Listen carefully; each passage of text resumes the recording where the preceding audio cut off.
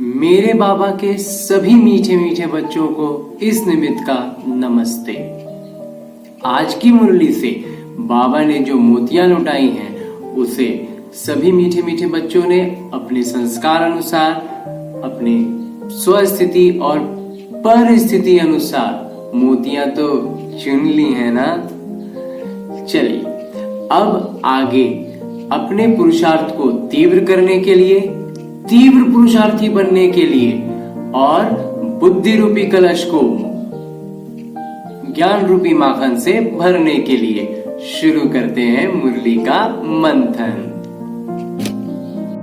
आज की मुरली में बाबा हम सब बच्चों को हम सफर बनाने कह रहे हैं।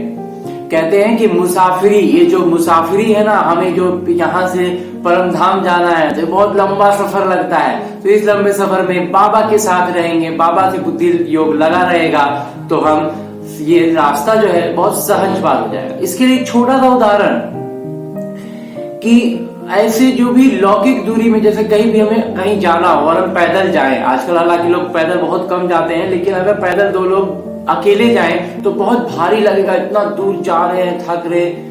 लेकिन दो लोग अगर दो लोग मिल जाएं और उनको बातचीत करते हुए जाएं तो वो उसमें ज्ञान आध्यात्म कुछ भी नहीं है, लेकिन दो लोग सिर्फ हैं और वो आपस में बतियाते हुए चलते हैं तो बात करते करते करते उनको पता भी नहीं चलता, दोनों का सफर आसान हो जाता है, एकदम सहज हो जाता है, तुरंत पार हो जाता है। ऐसे ही अगर हम इस यात्रा में, अपने इस आध्यात्म की राह में, अध्यात्म की इस यात्रा पर परम पिता परमात्मा को हम सफर बनाकर उनके साथ गपियाते बतियाते चले तो कितना अच्छा लगेगा और पता भी नहीं चलेगा कि कब हमारा सफर पूरा हो गया। और जो लौकिक में बातचीत होती है तो इधर उधर की भी बातें होती हैं उसमें बहुत सारी, लेकिन तब भी सफर आसान हो जाता है। और इसमें तो बाबा इतनी अच्छी अच्छी बातें बता देते हैं, हमें हर एक वो बातें बताते हैं जिससे हमारे विकर्म विनाश होते जाए तो हमारा सफर और हल्का होते जाता है। और इसमें जब हम बाबा के साथ रहेंगे, बाबा को हम सफर बनाकर रखेंगे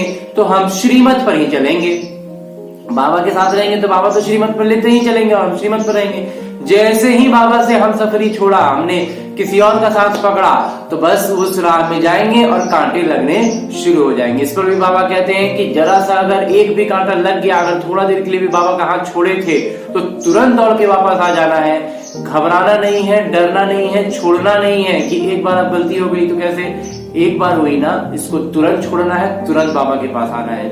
नहीं तो माया ऐसी है जो पूरा का पूरा इतना जोर से खींच के ले जाएगा कि पूरा संपर्क ही बाबा से छुड़वा देगा। और उसी के लिए बाबा कहते हैं कि ये जो हमारे जो कर्म और हम जो कुछ भी ये सब करते हैं और हमसे गलतियां हो रही हैं, हमसे हम फिर भूल जा रहे हैं, छूट जा रहे हैं, ये सब कैसे हो रहा है? ये सब हो रहा है हमारा कर्मों का सब, मतलब विकर्म का बोझ इतना अधिक है। इस विकर्म के बोझ को समझने के लिए ज्ञान जो है वो हम बाबा से, इस ज्ञान को हम लेंगे कैसे और बाबा के साथ हम सफर बना करके चलेंगे कैसे?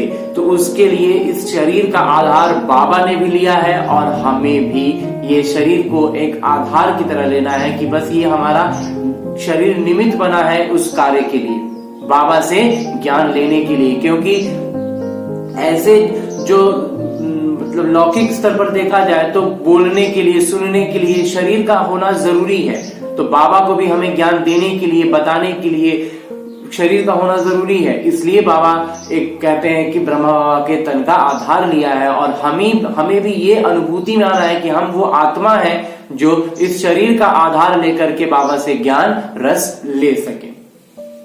इसके लिए भी इस निमित्त ने पहले भी एक उदाहरण दिया था, आज इसको थोड़ा सा एक बार फिर से दोहराते हैं कि हमारी जो आत्मा है उसको हम एक सिम कार्ड की तरह ले रहे हैं और ये जो शरीर है इसको मोबाइल की तरह लेते हैं। अब मतलब कॉल लगाना है, एक मोबाइल से दूसरे मोबाइल पे कॉल लगाना है तो अगर उसको आंकड़ों की तरह से देखा जाए तो इस सिम कार्ड का जो नंबर दिया गया वो नंबर से उस दूसरे नंबर पर कॉल हुई, लेकिन ये जो कॉल किया गया रिकॉर्ड, मतलब आंकड़ों के हिसाब से तो एक सिम से दूसरे सिम पर बात हुई, लेकिन वास्तविकता क्या थी? उसमें वो भी एक डिवाइस में था, वो भी एक मोबाइल में था जिसमें से कुछ बोला गया, उस आवाज को उसने कन्वर्ट किया, जो भी किया उसको प्रोसेसिंग है और फिर वो वहां दूसरे मोबाइल में पहुंचा जहां वो उसने उस आवाज को सुना।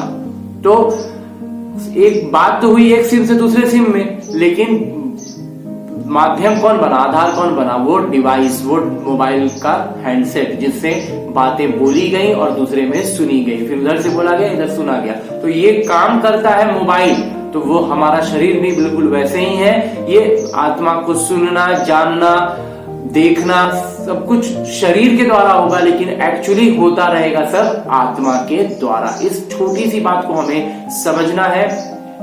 और ये बहुत सहज और बहुत सरल है, बस बाबा को याद में रहना कोई बड़ी बात नहीं, कोई इसमें अभ्यास बहुत ज्यादा इसके लिए नहीं चाहिए। अभ्यास चाहिए विकर्मों को विनाश करने के लिए, उसके लिए अभ्यास की जरूरत है। तो वो आसान तब होगा ना जब गपशप करते रहेंगे, तब ना सफर आसान होगा। तो गपशप किससे करनी है, बाबा से करनी है। बातें करते रहनी है, गपशप करते रहना है, बाबा की बात सुनते रहनी है, बाबा की ही याद में खोए रहना है, और बस सारे विकर्म विनाश होते जाएंगे। इसके लिए बाबा ने भी एक बात कही है कि जब अभी कुछ समय पहले तक अरेंज मैरिज की जो व्यवस्था चलती थी समाज में, उसमें क्या होता था कि जब तक शादी नहीं हुई है, लड़का लड़की एक दूसरे को जानते भी नहीं थे, लेकिन जब शादी हो जाती है उसके बाद क्या करते हैं, एक दूसरे के साथ 60-70 मतलब अपने जीवन के अंतिम समय तक उनके साथ रहते हैं। तो ये जब दो अनजान लोग में जब ये मतलब बंधन बंधते हैं, एक बंधन में जुड़ते हैं, तो वो फिर एक दूसरे को याद करते रहते हैं। तो हमें भी बाबा कह रहे हैं कि हमें बाबा वही सगाई करा रहे हैं हमारे। तो इसको हमें उस नशे में जब आएंगे ना, उस प्यार में जब आएंगे, तो फिर मजा ही कुछ और आ जाता है। फिर साथ रहने के लिए सोचना नहीं पड़ेगा, इधर उधर दिमाग ही नहीं जाएगा, एकदम स्वाभाविक रूप से बाबा की याद में खोए रहेंगे। और उसके बाद बाबा कहते हैं कि बहुत से लोग हैं जो, और भी बहुत से लोग हैं जो सेवा कर रहे हैं अपने अपने स्तर पर, अपने अपने तरीके से, अलग अलग तरीके से भारत को अच्छा बनाने के लिए, अच्छा करने के लिए। और भी सब तरह के बहुत सी आत्माएं हैं जो उनमें अपना पुरुषार्थ है और वो बहुत कुछ करना भी चाह रहे हैं और वो कर भी रहे हैं, अपने कार्य में लगे हुए भी हैं। उनको कुछ उपनाम दिया जाता है, उनको कुछ मतलब सम्मानित किया जाता है। लेकिन बाबा कहते हैं कि हम भी वही कार्य कर रहे हैं, लेकिन हमें अभी टाइटल नहीं लेना है। हम अभी ज्ञान में का मतलब प्रचार करना है, ज्ञान में आगे बढ़ना है, भारत की सच्ची सच्ची सेवा करनी है। और हमें जो टाइटल है ना, हमें जो कुछ भी मिलना है वो सब कुछ बाद में मिलेगा। अभी प्रत्यक्ष फल तो खाने को मिलेंगी, वो होंगे खुशी का। जब हम सेवा करते हैं तो हमें खुशी मिलती है, वही अभी का प्रत्यक्ष फल होगा। लेकिन हमें किसी टाइटल के पीछे और उन सब के पीछे नहीं जाना है, और हमें ये बात की स्मृति अपने आप में रखनी है कि हम सच्चे सच्चे सेवाधारी हैं, भारत को स्वर्ग बनाने वाले हैं। और ये अलौकिकता के आधार पर हो रहा है। और इसके बाद बाबा एक बार फिर से सावधान कर रहे हैं कि बाबा का बनके, यानी कि ज्ञान को समझने लग जाने के बाद छोड़ने से और ज्यादा नुकसान होगा। जितना एक एक कदम पर पदम गुना पद मिल रहा है, अच्छाइयां मिल रही हैं, उतना ही अगर उल्टे चलेंगे, बाबा की बदनामी करेंगे। कैसे कि हम ब्रह्मा कुमार कुमारियां हैं, अगर हम कोई भी तरह का क्रोधवश आकर के कोई कुछ गलत करते हैं या काम विकार में चले जाते हैं, तो बदनामी तो बाबा की होती है। तो ये चीज करने से बहुत ज्यादा दंड मिलेगा, इसकी सावधानी रखनी है। इसलिए बाबा कहते हैं कि छोटा सा कांटा लगा, अगर थोड़ी देर के लिए बाबा का हाथ छोड़े थे और कांटा लग गया तो तुरंत भाग के वापस आना है। उस एक कांटे के चक्कर में फिर धीरे धीरे धीरे धीरे छुपाना नहीं है और धीरे धीरे माया की तरफ बढ़ना नहीं है। इस बात का थोड़ा स्मृति तो एकदम सतर्कता तो रखनी ही है कि ऐसा तो नहीं होना चाहिए, ये तो नहीं करेंगे, इतना तो नहीं जाएंगे।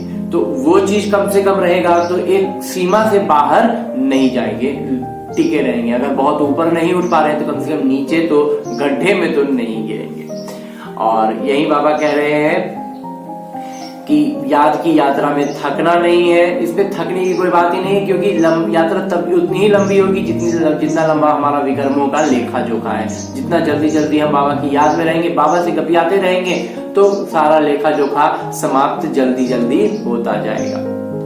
श्रीमत पर भी चलते रहेंगे। जब बाबा को हम सफर बनाएंगे तो श्रीमत पर भी रहेंगे। और अंत में जो आज बाबा वरदान दे रहे हैं वो बहुत बहुत हमें ऊपर उठाने वाला, ऊंचा उठाने वाला, हमारा पुरुषार्थ को तीव्र करने वाला वरदान है। बाबा कहते हैं कि संकल्प शक्ति द्वारा हर कार्य में सफल होने की सिद्धि प्राप्त करने वाले सफलता मूर्त भव। इसके अंदर में जो मतलब एक बात बाबा ने कही है कि ऐसे दिव्य दर्पण बनना है हमें जिसमें बाबा की प्रत्यक्षता हो। ये बाबा आज वरदान दिए हैं, तो इसका हमें बहुत बहुत ख्याल करना है और इस पुरुषार्थ में लग जाना है कि हम वो दर्पण बने जिसमें परम पिता परमात्मा का प्रत्यक्षता हो। अच्छा,